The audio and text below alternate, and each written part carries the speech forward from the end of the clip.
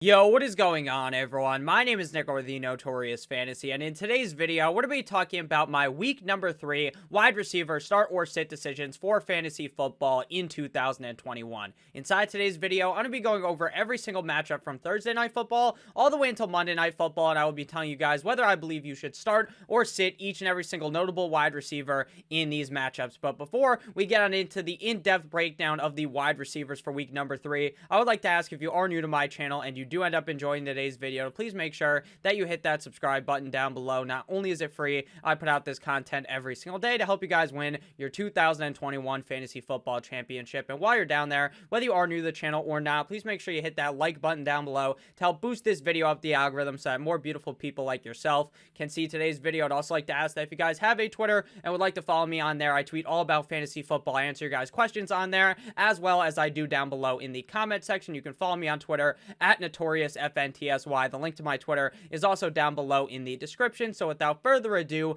let's get into the video. We begin with a coveted Thursday Night Football matchup between two teams that you just wanted to see on primetime, the Carolina Panthers and the Houston Texans.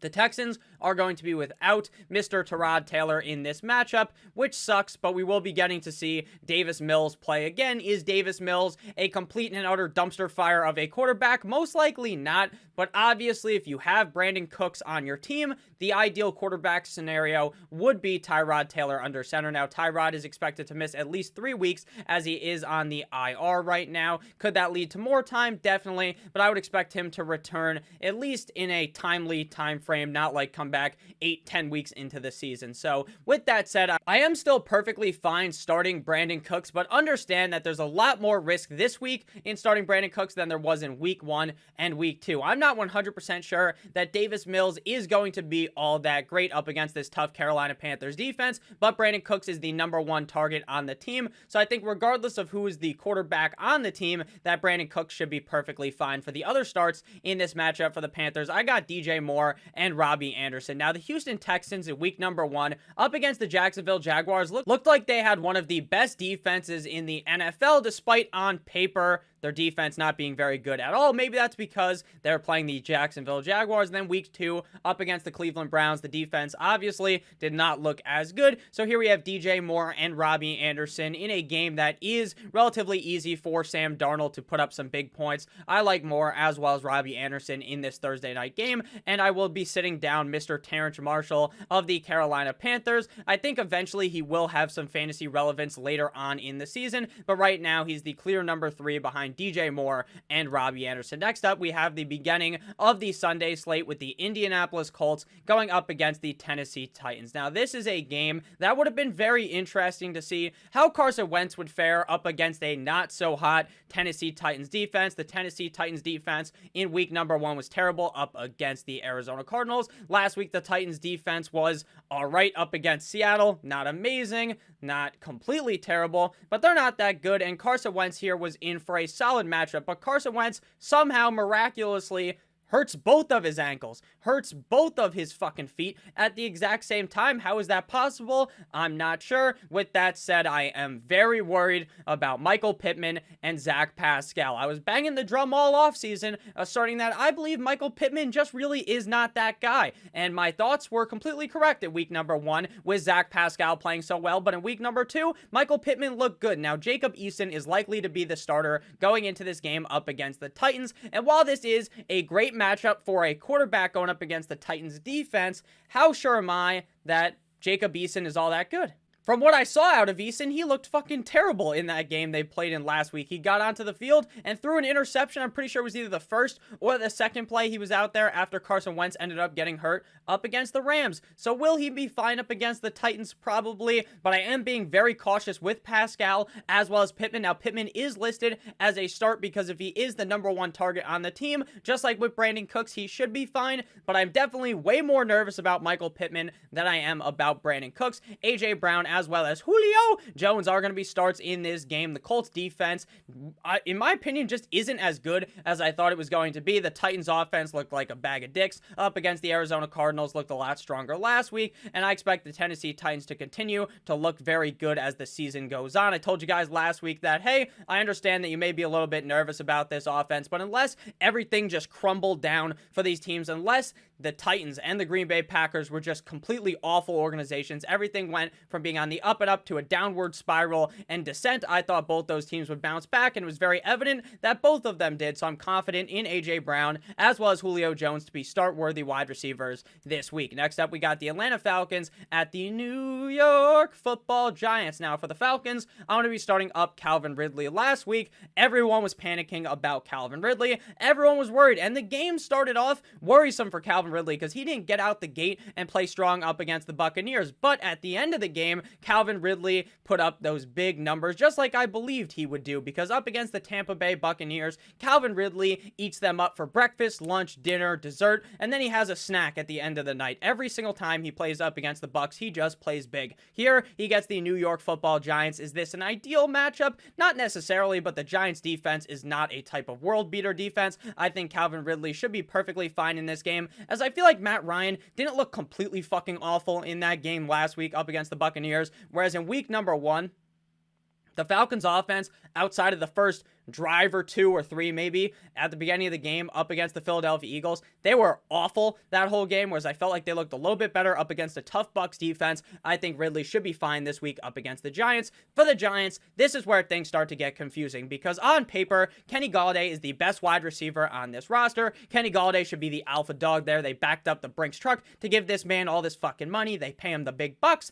They bring him out to a steak dinner. They wine, they dine him, they 69 him to bring him to the New York Giants. And then what do? They don't throw him the ball. Him and Jason Garrett are yelling at each other on the sideline at the end of that game up against the Washington football team on Thursday night. What does this mean? I have no idea. I have no idea what to think about Kenny Golladay, because I believe he's a great wide receiver. I believe it does take some time to get that connection with him and Daniel Jones, considering he was out for a majority of training camp, out for a majority of preseason, not playing at all because he was injured. And that makes sense. Hey, things just haven't clicked with them. Will it eventually 100%? Because Kenny Golladay is one of the best wide receivers in the NFL. Maybe he's not a top 5 guy, top 10 guy, but you could certainly make the argument that he's a top 14, top 18-ish wide receiver in the NFL, so he should be perfectly fine towards the end, maybe not even towards the end of the season. Maybe this week he gets it going up against the Falcons, but I'm going to bode with the side of caution here and sit him down, as well as Darius Slayton, who dropped that ball that would have iced the game for them up against the Washington football team. Sterling Shepard will be a start for me, because he seems like he's going to be the #1 target here up against a not so hot Falcons defense. When it comes to Russell Gage at this point, I'm going to be honest with you, he is such a big sit category at this point that I feel like you could just cut him right off of your team. I thought that with Julio Jones leaving, it would potentially open up some spot for Russell Gage to have a solid season. Now, I didn't expect him to put up Julio Jones numbers, right, for him to become a potential top 12 wide receiver, but he had a solid role, and last year when Julio Jones was hurt, Russell Gage played quite well. This season, it's been the complete and utter opposite. I'm sitting him down this week, even if this isn't the hardest matchup up against the Giants. And if there are other players available on the waiver wire, I'm definitely cutting Russell Gage at this point. Next up, we have the LA Chargers going up against the Kansas City Chiefs. Now, on paper, last week, basically every single person that's on the internet, on the TV, wherever the fuck, maybe even on the newspaper where you read about football, they were talking about how the Chargers and the Dallas Cowboys were going to be a firefight of a game. I'm talking about a back and forth heavy passing attack, and that game just wasn't that. It was not a low scoring game, but it wasn't as high scoring of a game as myself or Vegas projected that game to be. So the Chargers here going up against the Chiefs, I will expect this game, just like I expected that game, to be a high scoring game between two teams in the exact same division. I think the Chargers offense is relatively solid. Justin Herbert, the pervert, did not look amazing last week up against the Dallas Cowboys, but I expect him to look perfectly fine here up against the Kansas City Chiefs. That means that Keenan Allen as well as Mike Williams are starts for me this week. Tyreek Hill had a down game up against the Baltimore Ravens. The Ravens basically just asserted last week that, hey, we're going to stop Tyreek Hill, so you're going to have to beat us with Travis Kelce, Mecole Hardman, Byron Pringle, and they almost fucking did it while shutting down Tyreek Hill completely. But this week, I expect Tyreek Hill to have a much bigger game. He's a guy that it is basically impossible to sit Tyreek Hill. I'm going to be sitting down the other Chiefs wide receivers, though, Mecole Hardman, Byron Pringle. It's basically a dice roll that you're throwing. You're closing your eyes, you're throwing the dart at the wall, and you're just hoping that Byron Pringle or Mecole Hardman end up scoring a touchdown. Otherwise, they're going to be completely irrelevant in this game. I wouldn't be surprised if both of them were relevant in this game. So I'm sitting down both Mecole Hardman as well as Byron Pringle. Next game here, we got the Cincinnati Bengals at the Pittsburgh Steelers. The Steelers have an injury to Deontay Johnson. Now, nothing right now has came out that will tell me that Deontay Johnson is done for the season. It appears that this isn't completely serious to where it's going to end his season, but this may take a couple of weeks for him to come back, so he is going to be a sit in this game unless it comes out that Deontay Johnson is going to play, which I highly doubt. Now, for the Steelers, it was reported today that Big Ben is dealing with a pec injury, which doesn't sound the best, so depending how healthy Big Ben is will kind of change my opinion on Chase Claypool and Juju Smith-Schuster. Now, Juju Smith-Schuster, to me, was kind of the odd man out in this offense, right? Chase Claypool could have a good game. Deontay Johnson could have a good game because he's going to be peppered with targets, but then that kind of leaves Juju Smith-Schuster out, because what does Juju Smith-Schuster do better than those other two? To me, not too many things, so I think Juju was the odd man out, but now with Deontay Johnson, probably, in my opinion, most definitely missing this game, that opens the door for Juju Smith-Schuster to have a bigger game, but that could be completely and utterly demolished by the fact that Big Ben is banged up. But right now, based upon what we know, Claypool as well as Schuster will be a start in this game. For the Bengals, I'm going with Jamar Chase and T. Higgins. Now, Tyler Boyd had an excellent game last week, which to me was a little bit unexpected. I thought, kind of like with Juju, how Jamar Chase and T. Higgins were kind of the alpha guys there, that Tyler Boyd would be left out. But don't be surprised if Tyler Boyd does every couple of weeks have a relatively big game this week up against the Steelers, up against a tough defense. I don't really see that coming for Tyler Boyd, so I'd much rather start T. Higgins and Jamar Chase. Next up, we have the Bears at the Cleveland Browns, and the Browns are just down tremendous right now. Jarvis Landry is banged up. He's been put on the IR. He's going to be missing multiple weeks. They said week to week, which to me sounds kind of bad. Maybe he's going to be missing some serious time. Odell Beckham Jr., you think he's going to be fine week 1, boom, they rule him out. Week 2, you're like, you know what, he's going to be perfectly fine. They're playing the Texans. This is a layup matchup. You play him, he'll do perfectly fine, he'll do great, and then boom, now Odell Beckham Jr. potentially becomes a top 24 wide receiver, and then Kevin Stefanski rules the man out. So now going into week 3, he gets the Chicago Bears, and the fact that we haven't seen him in multiple weeks, and the last time he played football for the Browns, he just didn't look all that good. I'm sitting him here up against the Bears defense. While I don't think this is the same Bears defense that we saw over the last couple of years be a dominant force, they're still a good defense, and I worry about Odell Beckham Jr., so he's going to be a sit to me, but he could be a huge benefactor of Jarvis Landry being gone. But he may also not be 100% at this point, as he didn't play in week 1 and week number 2, so that worries me as well. So Odell and Rashard Higgins are going to be sit for me here up against the Chicago Bears. For the Bears, I'm starting Allen Robinson. Allen Robinson has been a complete and utter unmitigated fucking disaster for fantasy football up to this point. I thought this guy was in the perfect scenario that, hey, it doesn't matter who the quarterback is, because this guy succeeded with Blake Bortles. He did it with kissing titties Mitchell Trubisky. He has done it with 9-inch Nick Foles. So why can't he do it with Dalton? Why can't he do it with Justin Fields? And right now, it has been a complete and utter kick to the cock having drafted Allen Robinson. But I am still in the mindset that this is one of the better wide receivers in the NFL and that he will be perfectly fine. So don't run away yet from Allen Robinson. Sure, if you have other wide receivers, maybe you might want to start them over Allen Robinson this week, but I wouldn't run away just yet. So I am going to be firing him up, and I'm going to be sitting down Darnell. Here comes the Mooney in this game. Darnell Mooney should have had an excellent catch in that game last week for the Chicago Bears, but Justin Fields, I think it was Justin Fields who threw him the ball, just completely missed him. Next up, we have the Ravens at the Detroit Lions. We're about halfway-ish into this video, so if you guys have ended up enjoying thus far, please make sure that you hit that subscribe button down below, as well as hitting that like button. I would appreciate it a ton. So for the Ravens, we're going to be firing up Mr. Hollywood Brown in this game up against the Lions. Now, I am going to admit it, I was wrong about Hollywood Brown. I was wrong about the fact that I believe that this guy is just not a one-hit wonder, but he's like a 4-time wonder, where every couple of weeks, this man just drops a deuce on the other defense, where he gets that game, where he gets 90-plus yards, he gets that touchdown. He might get 2 touchdowns in a game, but then typically after that, it's just a snooze fest. he's basically falling asleep in your lineup. He gets you 2 points. He gets you 3 points. He gets you 4 points. And that's what happens. So we'll have that big game, and then he goes to sleep. He goes into hibernation. Then a couple weeks later, he pops up again, has a great game. But now he's on your bench, right? Because you didn't expect him to do that. But right now, through the first 3 games, he has been uber consistent. Lamar Jackson looks very solid throwing him the ball. He appears to be the #1 wide receiver on the team. And here in a matchup up against the Cupcake Lions defense, I think Hollywood Brown is in for a huge game. For the Lions, I'm going to be firing up Mr. Quintez Cephas in this matchup going up against the Ravens. Now, he appears to be the clear wide receiver 1 in Detroit. Now, this is far from an ideal matchup, so if you're playing Quintez, you're probably in a deeper kind of a league, or maybe you have to start 4 wide receivers, or you can start 4 or 5 wide receivers because you have 3 wide receiver spots and 2 flexes. I'm fine doing that, but just understand that he is far from a great wide receiver, but being the wide receiver 1 on any team has a lot of value, at least in my opinion. Even if Jared Goff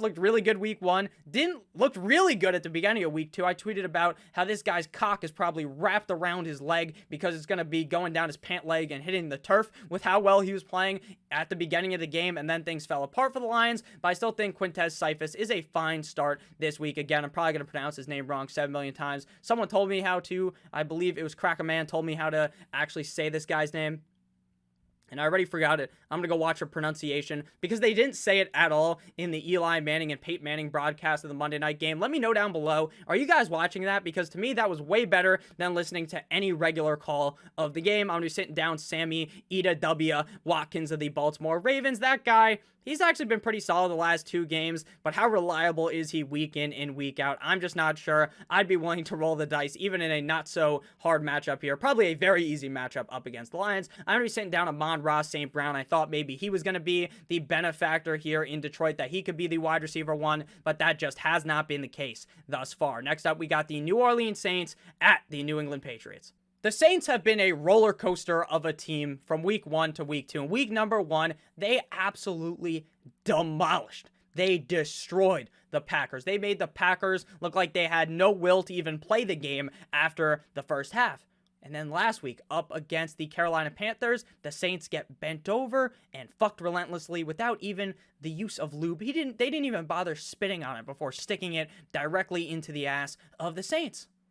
Hopefully the Saints defense didn't get mono from Sam Darnold. That could be a worry, but that's a joke. You get it? Because he had mono. Ha ha ha. So, this is a situation where I don't know what the fuck happened to Marquez Callaway. I don't know were we all just fucking hypnotized by those couple of preseason games? We were, because he was the clear wide receiver 1 there for Jameis Winston. Didn't do anything in week number 1 when they threw 5 total touchdowns. Did nothing last week. What can we expect from Callaway right now? Nothing. I'm still not cutting the rope on him yet. I'm not cutting him loose yet. I'm not getting him off my roster because I think he is immensely talented. But right now, I'm in full-on panic mode, and if he does bad against the Patriots, I'm probably going to cut him off my team at that point. Deontay Harris might be the wide receiver 1 there. Who knows? I don't want to start him up against the Patriots, though. Jacoby Myers of the New England Patriots and Nelson Aguilar are going to be starts for me. Now, up against the New York Football Jets, both of these wide receivers did not play all that well because the Patriots were just running the rock. They were letting Mac Jones play the role of a game manager. They're going to win this game. They're going up against the Jets. Mr. Zach Wilson is throwing picks left and right. The man's out there seeing fucking ghosts, and he can't do anything. So what are the Patriots going to do? They're just going to run the ball. They're not going to take any risks deep down the field throwing the ball to Aguilar or Jacoby Myers. So Jacoby Myers or Nelson Aguilar don't have a great game last week in a cupcake matchup up against the Jets. But I think things change here up against the Saints as long as Jameis is able to start getting it going this week. Next up, we have the Arizona Cardinals going up against the Jacksonville Jaguars. Now, let me tell you guys something. All offseason, if you guys were watching my videos, I was banging the drum. Bang, bang, bang, bang, bang. Aggressively, like playing the bongos or something, with the fact that Marvin Jones is going to be the #1 wide receiver in Jacksonville. People continue to draft Chark ahead of him. People continue to draft Laviska Shenault ahead of him. And guess what happened? Marvin Jones is the clear lead wide receiver there. Laviska Shenault, he's banged up. They're going up against a Cardinals defense that, at least to me, is relatively solid. There's no way I'm starting Laviska coming off that injury. How healthy will he be? DJ Chark is also going to be a sit for me because Marvin Jones is absolutely that guy in Jacksonville. So I'm sitting down both Chark as well as Laviska Shenault. For Jacksonville, I'm obviously going to be firing up Marvin Jones. Even up against a tougher defense, he is still the lead #1 target in Jacksonville. D-Hop as well as Rondell Moore are going to be starts this week. This Jaguars defense is putrid. DeAndre Hopkins should have no struggle having an amazing game. Rondell Moore is a guy that I liked coming out of college. He was a guy that I talked about a lot on this channel, even in mock drafts right after the NFL draft. But you know, I wasn't super ambitious on him because I thought that, you know what, maybe it'll take a couple of games because they still have Christian Kirk, they still have DeAndre Hopkins, they still have James Conner, Chase Edmonds, all these guys that could be getting targets. So maybe it takes some time to get Rondell Moore just really ingrained heavily into this offense. But bada bing, bada boom, week 1, week 2, this guy's amazing. I'm firing him up here up against the Jacksonville Jaguars, and I will be sitting down Christian Kirk. In last week's waiver wire video, I told you guys, you can go ahead and pick up Christian Kirk, but I already know what this guy is.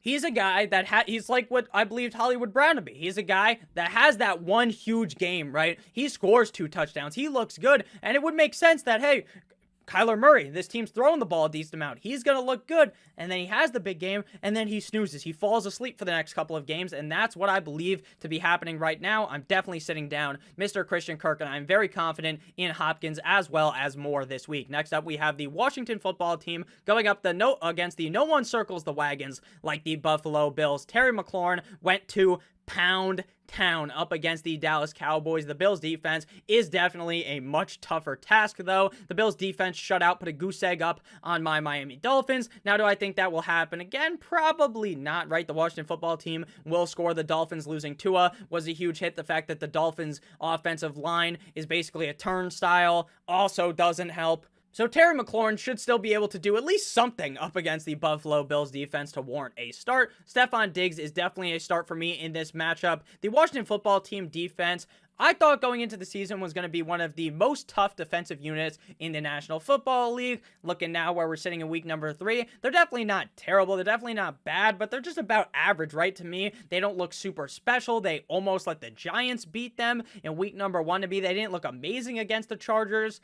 So I don't know. I think they have a good defense, but I think Diggs should be fine. And Cole Beasley, if you're in a deeper kind of a league, he's worthy of a start. He's a very safe start, but typically I like to get a little bit more spicy and start guys that are riskier over him, but obviously that may not be for everyone. So I think Cole Beasley is a safe start this week up against the Washington football team. Adam Humphries looked relatively solid last week up against the Giants, but he's going to be a sit here up against the Buffalo Bills. And Emmanuel Sanders, to me, I just don't know if he has it anymore. He, to me, seems like a really, you need to be in a really deep league to want to be starting Emmanuel Sanders. Next up, we have the New York Football Jets up against the Denver Broncos. Teddy Two Gloves. Teddy Two Tugs. How many touchdowns did he throw last week? Was it 2 or 3? Teddy fucking tug on the defense. Teddy Bridgewater. Teddy Roosevelt. Teddy Two Gloves. A man of many names. A man of many passing touchdowns. Teddy Bridgewater has been on a tear in week 1 and week #2. And I believe that this will not stop up against the Jumbo Jets. He should be able to roll the Jets up like a blunt and smoke them. I believe that Courtland Sutton is going to go absolutely apeshit up against the New York Jets. Courtland Sutton, last week I was nervous about Courtland Sutton, and I will completely admit that because in week #1, even after Judy ends up getting hurt, it seems like Teddy Roosevelt, Teddy Bridgewater just doesn't like throwing the ball to him. And that's okay, right? I just dismissed it. I'm like, it is what it is. Maybe in week #2, he'll get more usage, but you want to be a little bit cautious. And we saw how much usage he got. He got a lot of usage, which is great. It seems like Courtland Sutton is returning to form from what he was back in 2019. And up against the Jets, he is a must-start wide receiver. Tim Patrick seems to be the #2 wide receiver in Denver. A lot of people are clamoring for KJ Hamler. I personally talked about last week how I like Patrick more, and that was correct, as he did end up scoring a touchdown in that game. Here up against the Jets, he's in for a solid matchup. For the Jets, if Zach Wilson looks like what he looked like last week, I don't know how I could feel confident starting Corey Davis. I thought Corey Davis was going to be immune to the bullshit of Zach Wilson and this Jets offense, and it was not true last week. Up against the Patriots, Corey Davis was locked up. I believe this week up against the Broncos, that's another tough test on defense. I don't trust Corey Davis. I don't trust Elijah Moore either. I want to see what happens when they bring Jamison Crowder back into the offense, because that may be very interesting to maybe help out some of these young wide receivers. Next up, we have the Dolphins at the Las, turn down your volume, Vegas Raiders. Now, as a fan of the Dolphins, I know what's going to happen here. I just do. Tua doesn't seem like he's going to start. It seems like it's going to be Jacoby Brissett, and it's just not going to go well. And, you know, when you cook a brisket, brisket, I think that's what those are called, it takes a while. It's a nice slow cook. The Dolphins are not going to get slowly cooked in this game. They're going to get thrown into a zillion degree, like they're going to be absolutely fucked in this game. As a Dolphins fan, I want us to win this game. I will hope that everything goes right, that the Raiders just choke like they always do. They start off the season hot, and then John Gruden goes full fucking dumbass, and they end up playing terrible on the rest of the season, but I just don't see it here. The Dolphins have a great defense. It doesn't fucking matter. The defense, at the beginning of the game against the Bills, they looked so strong. It was like, man, if Tua was in this game, even despite our offensive line sucking complete and utter donkey cock, maybe we can win this game, but that doesn't end up happening. Brissett can't do anything, and it was hard to watch. And here up against the Raiders, I may break my television. I don't personally want to even watch this game, but I will. I'm a fan of the Dolphins. I'm a fan of watching football. I watch all these games to try to help you guys. So I'm not just going to turn the game off. I'll watch it. I'll come back. Might have to cry in next week's video. Probably won't cry on camera. May cry while I'm sitting there on the couch watching the game. This is, this has really nothing to do with the video. But man, the Dolphins are making me very disappointed. Henry Ruggs up against the Dolphins, up against X, up against Byron Jones. Fuck it doesn't matter. Henry Ruggs out there somewhere. I think Derek Carr even posted that on Instagram. He's like, fuck it, Henry Ruggs out there somewhere, which is just the meme that people always talk about with where it's like Mahomes, fuck it, Tyreek Hill's out there somewhere, or Aaron Rodgers, fuck it, Devontae Adams out there somewhere. Those memes, they're always so funny. Henry Ruggs is a start up against a tough Dolphins defense. The whole Dolphins, they're a sit. Jalen waddled away, waddle, till the very next day, bum, up against the Bills. Looked all right.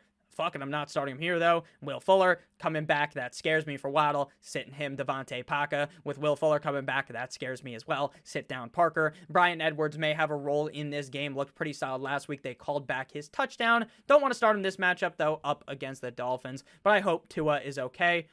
Please, Tua, come back, because this is not a good look having Jacoby Brissett be our starting quarterback. It's not even that Brissett is awful or something, but like, Tua's better. Like, it's just not going to go too well. Next up, we got the Seattle Seahawks at the Minnesota Vikings. So something I talked about all offseason was that Tyler Lockett and Metcalf, they can't work together. They can't intertwine, because when Lockett has the big game, Metcalf plays bad. When Metcalf has the big game, Lockett plays bad. Now, week 1 and 2, Lockett has a big game, but DK Metcalf still plays fine. Here up against the Minnesota Vikings, this is a great matchup for the two of them. Lockett's been on a tear. I talked about all offseason how Lockett was uber inconsistent last year, just completely having a big game, then shit in the bed, then shit in the bed, shit in the bed, shit in the bed, then he drops like 50 points, and you're so confused. This year, he's been on fire 2 weeks in a row. Look, I'll admit if I was wrong. I was wrong about Tyler Lockett thus far based upon what we've seen. Fire him up here in week number 3. Same thing goes with DK Metcalf. Next up, we have the Minnesota Vikings. You're going to be starting Justin Jefferson and Adam Thielen. Adam Thielen has been on fire, at least in week 1. Week number 2 played pretty solid as well. Justin Jefferson was kind of a dud in week 1, looked better in week 2. KJ Osborne, if you're in a deeper league, I am willing to start him. I just find it hard in a lot of scenarios to start the wide receiver 3 on any given team, but he is a solid waiver wire pickup this week. Next game here, we got the Buccaneers at the Rams. And speaking about starting a wide receiver number 3, Evans, Godwin, Brown, all starters this week. Antonio Brown shits the bed last week. Godwin, Evans play good. In week 1, Evans shit the bed. Godwin's and Brown play good. Based upon what we know about the first 2 games, Godwin's played good in the first 2 games. That means Godwin's going to have the bad game this week, right, guys? No? That's not what that means. I mean, obviously, that's not what it means. Who knows? Every week, one of these guys probably going to shit the bed. Whoever gets covered by Jalen Ramsey the most will probably end up doing that. Who will that be? Right now, I honestly do not know. My best guess would be Godwin. Off the top of my head, I would assume.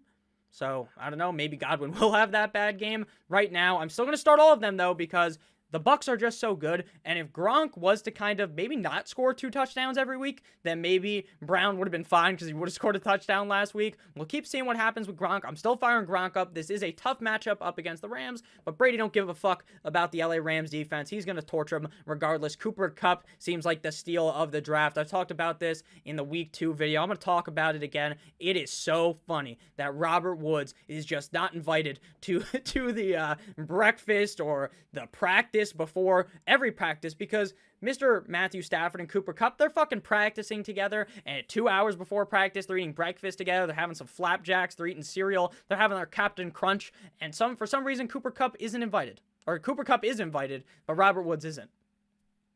Whatever. Cooper Kupp's dominant. Robert Woods will eventually bounce back. I expect him to play fine against this game. He's definitely not a guy I'm sitting, but his upside is limited by the fact that Cooper Kupp is slapping these defenses up. Next up, we have Sunday Night Football, the Packers at the San Francisco 49ers. Here I'm firing up Davante Adams. Obviously, in week number 1, this team sucked complete and utter ass. It was hard to watch. It really was. Them playing up against the Saints. It seemed like Rodgers just didn't give a fuck.